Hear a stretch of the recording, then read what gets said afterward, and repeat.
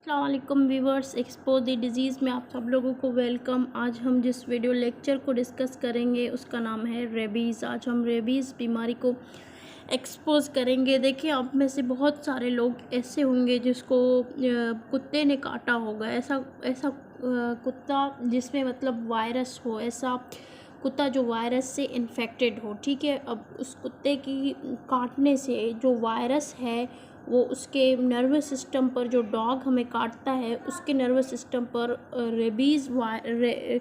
रेब्डो virus जो है उसको हम कहते हैं, वो उस वायरस ने उस कुत्ते के नर्वस सिस्टम पर अटैक कर दिया है। ठीक है, नर्वस सिस्टम पर अटैक कर दिया है। अब उस कुत्ते का हमें काटने से जो वायरस है वो हमारे बॉडी के अंदर इंटर होती है और उसके बाद हमें जो वायरस है वो इन्फेक्टेड करती है। All warm blooded animal are susceptible to rabies virus which is endemic in many countries.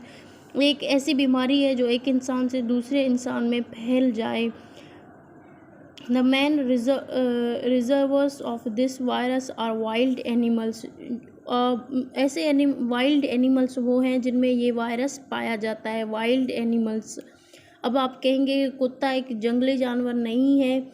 जी हाँ, बिल्कुल, कुत्ता एक जंगली जानवर नहीं है, लेकिन उसके ऊपर ये वायरस जो है रेबो वायरस वो अटैक कर सकती है। उसके बाद वो कुत्ता उससे इन्फेक्ट होता है। उसके बाद उस कुत्ते को इतना भूख लगता है, वो उसका नर्वस सिस्टम डैमेज होता है, उसके मुंह से पानी जो है वो बहता है, इधर उधर वो कुत्ता दौड़ता है। जो चीज़ उसे अपने आसपास नज़र आती है ये कुत्ता उसको भी काट लेता है। Some of which may be carriers when these infected domesticate pets them they then become the source of human infection। यही बात कह रहा है कि अगर इन कुत्तों से इंसान में अब कुत्ते तो हमारे साथ भी रहते हैं। बहुत सारे लोग जो हैं वो कुत्तों को एज अ पालतू जानवर अपने घरों में पालते हैं। ठीक है, डोमेस्टिकेट कहते हैं, घरों में लोग इनको अपने घरों में रखते हैं और इनको खाना देते हैं, तो इसी वजह से ये वायरस उन कुत्तों से हम तक पहुंचती है। The virus multiple in the salivary glands and are present in large numbers in saliva. कुत्ते की ये सेलेविया जो है उसमें मौजूद होती है, यानी उसकी जो थूक होती है उसमें मौजूद होती है। They enter the body through the skin के थ्रू, एब्जॉर्शन के through and believed to travel to the brain along peripheral nerves. Peripheral nerves से ये हमारे ब्रेन तक जो है वो असर करती है। ये एक ऐसा वायरस है जो हमारे ब्रेन को असर करती है। कुत्ते से अक्सर जो लोग मुतासिर होते हैं उनकी ब्रेन जो है, ब्रेन पर ये जाकर असर करती है। बिलीव्ड टू ट्रैवल, ठीक है। उसके बाद फ्रॉम अलर्न 2 week to several the incubation period, यानी कुत्ते के काटने से उसके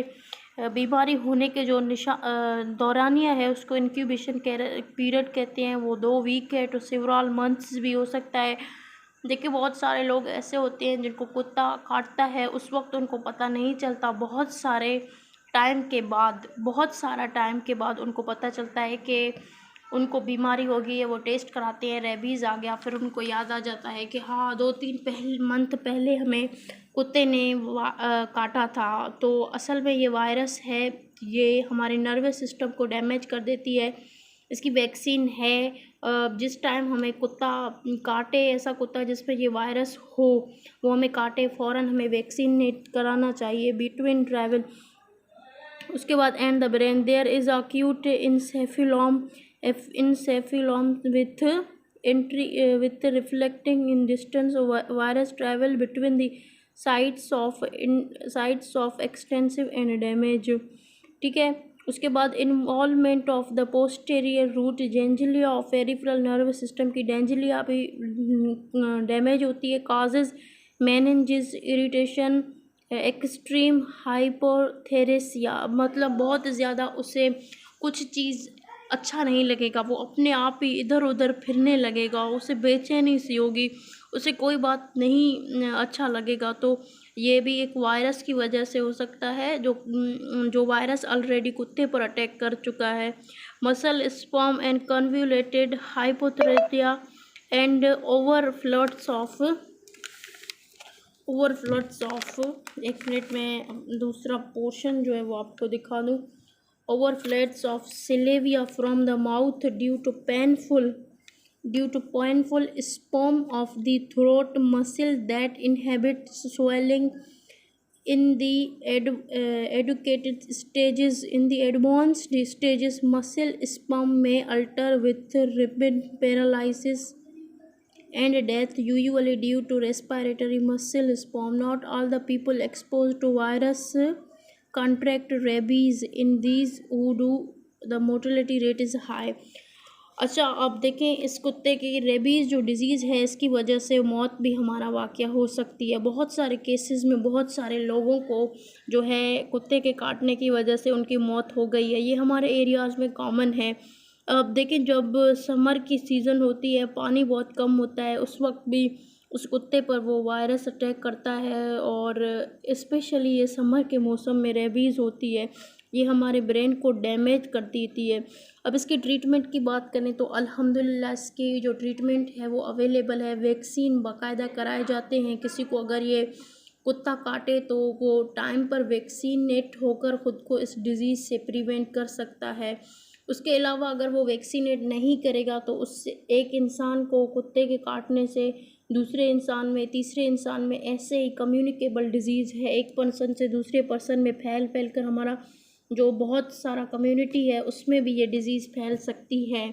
तो ये रेबीज़ कुत्ते की काटने की वजह से हो सकती है। आपने अक्सर सुना होगा कि कुत्ते के काटने से एक डिज़ीज़ होती है जिसके वैक्सीन कराए जाते हैं, उस बीमारी को रेबीज़ कहते हैं। अगर कहीं भी एमसीक्यूज़ आए तो रेबीज़ क्या है, अब कुत्ते की काटने की वजह से जो हमें बीमारी होती है, जो कंडीशन होती है, उसको रेबीज़ कहते हैं। अल्हम्दुलिल्लाह ये एक ट्रीटेबल यानी ऐसी डिज़ीज़ है जिसकी ट्रीटमेंट है, इसकी वैक्सीन अवेलेबल है। आज का हमारा वीडियो लेक्चर यहाँ तक एंड था। आप सब लोगों को रिक्वेस्ट है, एक्सपो द डिज़ीज़ सब्सक्राइब करें, लाइक करें एंड फ्रेंड्स के साथ शेयर करें। तब तक के लिए खुदा हाफिज़।